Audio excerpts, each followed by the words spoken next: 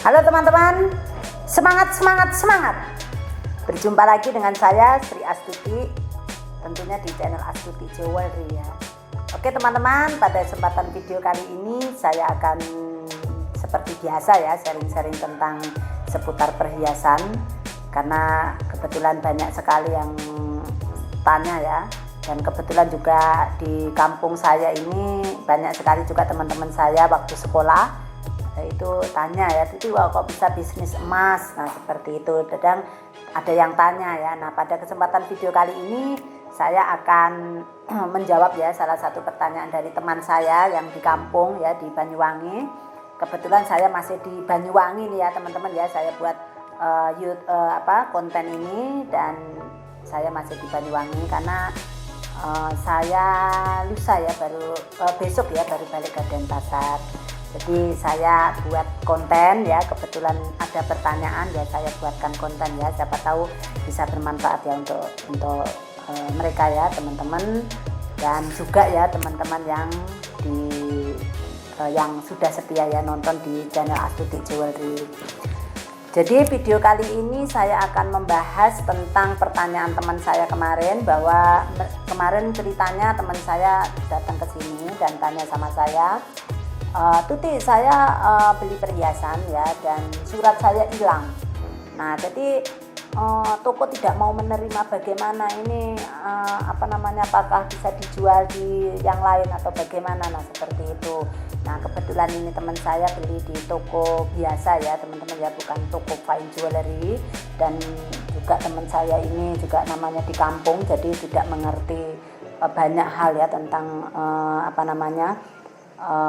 ya di dunia bisnis seperti ini. Jadi kemarin saya kasih tahu ya, kalau suratnya hilang dan kamu sudah terjadi kesepakatan jual beli dan itu membuat keribetan, ya memang salah kamu, kenapa kok bisa hilang, kan seperti itu. Nah tetapi kalau dijual di mana atau bisa nggak dijual tanpa kwitansi atau tanpa surat, nah seperti itu ya saya jawab ya sangat bisa sebetulnya ya, kecuali barang yang Anda bilang ya itu tidak sesuai dengan yang disebut kamu beli kamu bayar dulu, ya bermasalah, tak seperti itu. Jadi yang bukan emas tetapi dibilang emas, nah seperti itu kan jadi masalah, kan seperti itu ya. Apalagi di perhiasan kamu ini kan bukan perhiasan batu permata mewah ya, jadi emas, nah seperti itu. Jadi pun juga saya tanya bingung, dulu belinya di toko ya, di toko dekat sini, nah seperti itu. Nah terus jadi pada kesempatan kali ini saya akan sharing kepada semua ya teman-teman pengalaman saya, dan mungkin ada yang di luaran sana yang tidak setuju dengan sharing saya ya.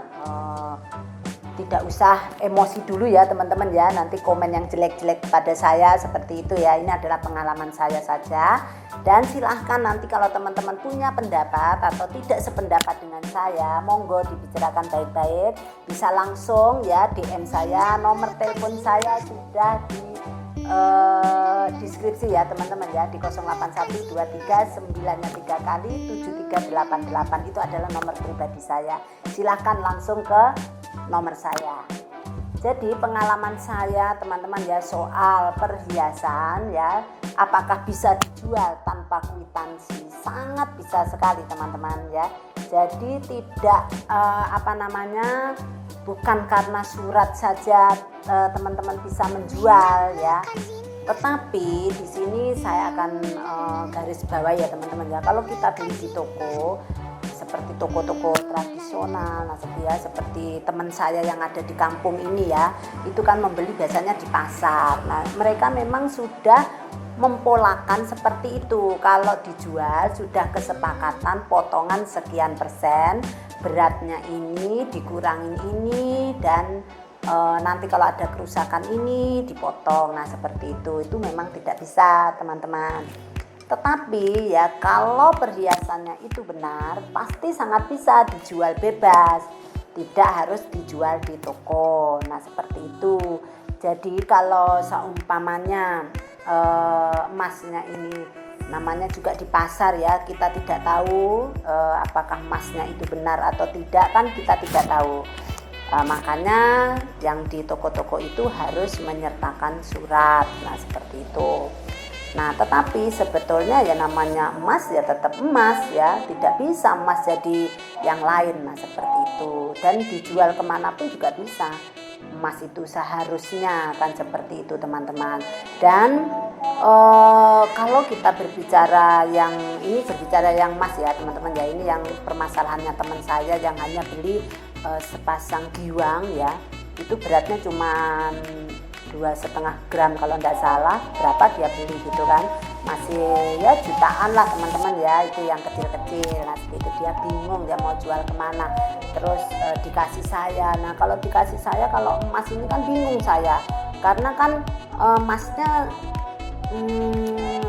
gimana ya teman-teman ya, kecuali ada permata ya, permata mulia itu saya sangat suka sekali nah membeli. Tapi kalau emas ya, emas yang pasaran, terus castingan banyak segitu, yang jual gram-graman itu memang saya kurang ya di sana untuk membeli ya teman-teman ya, kecuali kalau kita memang beratnya berat, nah seperti itu kita bisa lebur, nah ya bisa juga sih. Tapi kalau yang muda begitu kan tanpa permata itu kan saya jarang ya, maupun tidak tega ya mengatakan harganya kepada mereka. Nah seperti itu.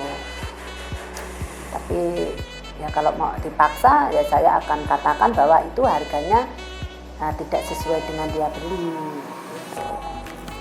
Nah jadi teman-teman, itulah ya, jadi tanpa kwitansi seharusnya kalau perhiasan itu benar tidak ada masalah, dijual kemanapun tidak ada masalah, tetapi tidak bisa dijual ke toko, karena toko itu sudah punya teman-teman ya, sudah punya patok memang mereka toko itu hanya menerima barangnya dia sendiri, bukan masalah barangnya dari orang lain itu jelek atau apa, memang sudah seperti itu polanya ya teman-teman.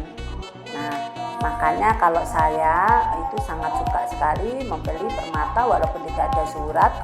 Kalau perhiasan itu ada permatanya itu sangat suka ya, saya tidak memperdulikan ya ada kwitansi, saya bisa cek perhiasan itu bahwa ini permatanya asli, ikatnya pun ada emas ya, bukan bahan tembaga atau perak kita bilang atau silver kita bilang, emas itu yang bermasalah ya teman-teman ya.